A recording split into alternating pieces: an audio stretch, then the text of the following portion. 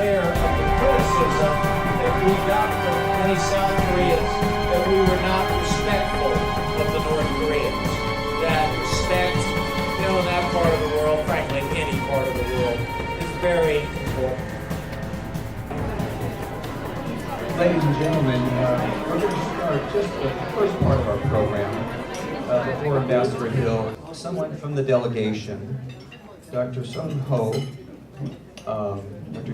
Jun. So, just to share with us a few words about his perception of what he's observed here in the United States in terms of the media information that we're getting about the Korean Peninsula, and perhaps the unique perspective we're getting here as opposed to people who live in South Korea or travel to North Korea, who may have a little different perspective of what the issues are in play and what the risks are. Certainly South Korea, with 50 million people, have a lot at stake. Should there be a war, should there be an attack, there's a lot at stake here. Japan is nearby, Taiwan, Southeast Asia, there's a lot at stake here. But I would think that the South Koreans would have the most unique perspective in terms of their concerns about any sort of outbreak. And so perhaps it'd be interesting to share some of your thoughts, Professor, in terms of what you've observed here, and I'll give you the microphone and I'll be quiet. So thank you. Welcome, Dr. Jun.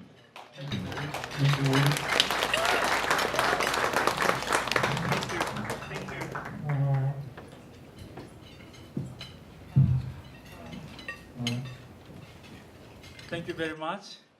Thank you very much for you having us. It's such a wonderful people and such a wonderful meetings. And please understand my English. This is first time to visit English-speaking country for me. So, okay. I'm working for Bank of Korea. It's Central Bank of South Korea. So, and studying about North Korean economy. So. And we have 9 delegations.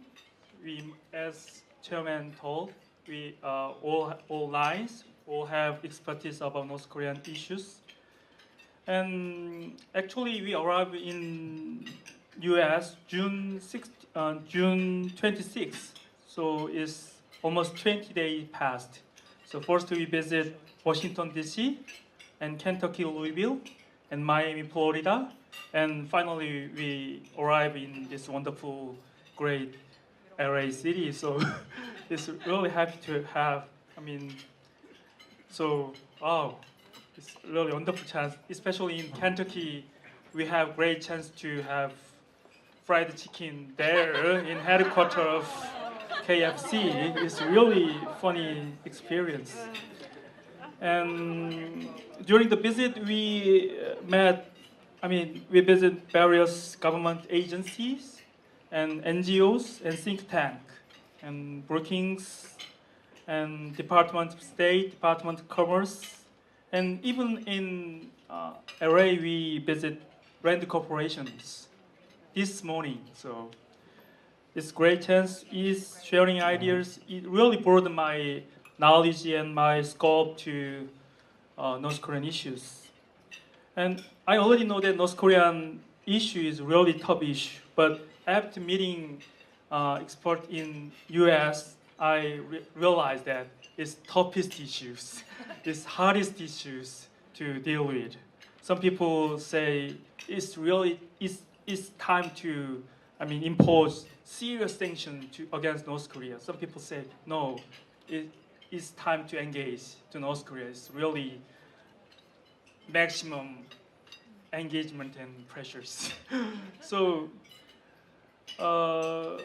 in private reception times, I was asked to some participant from you, what about South Korean feeling about North Korean threat?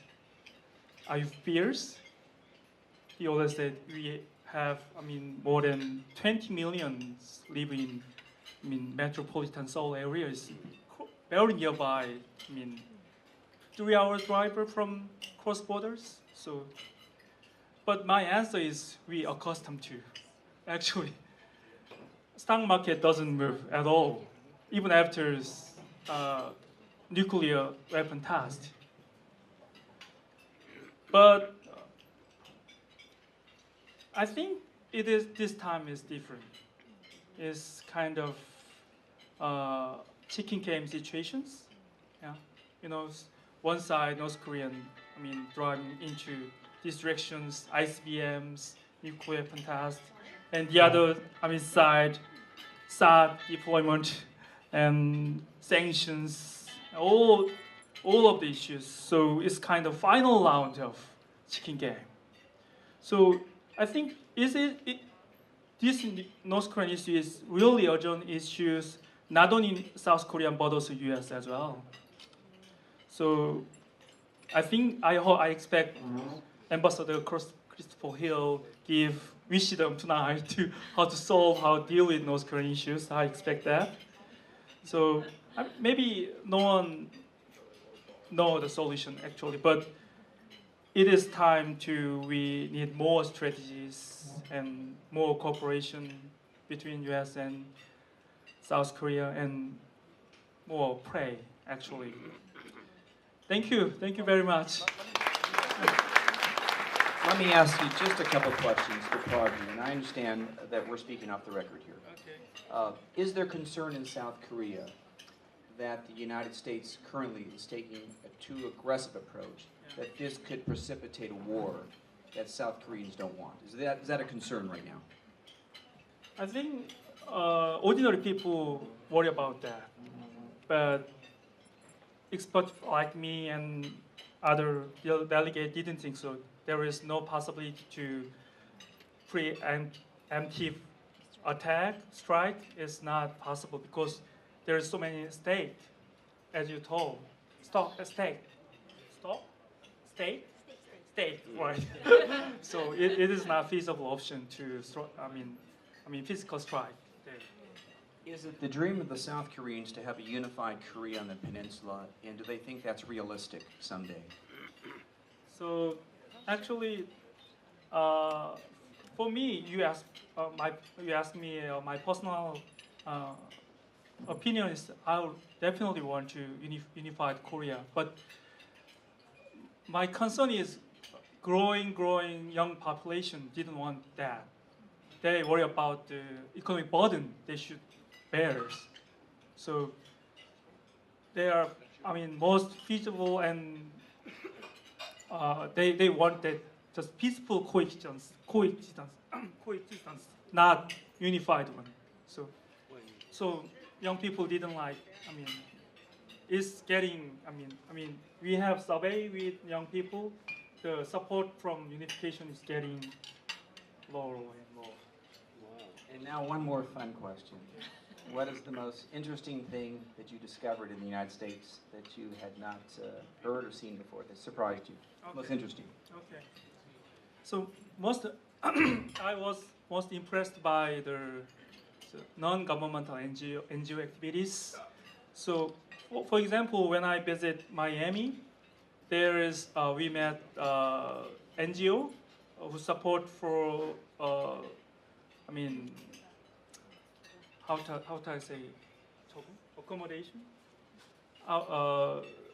helping them to accustomed to living in Miami. The Cuban refugee, they have Cuban refugees. So normally in South Korea we have 30,000 North Korean refugees. So all service from government, not from NGO. But its cooperation between government and NGO is so active in US and so good, so well functioned. So it is really impressive for me to learn about. I really want to learn about how to it works and how to it. The function.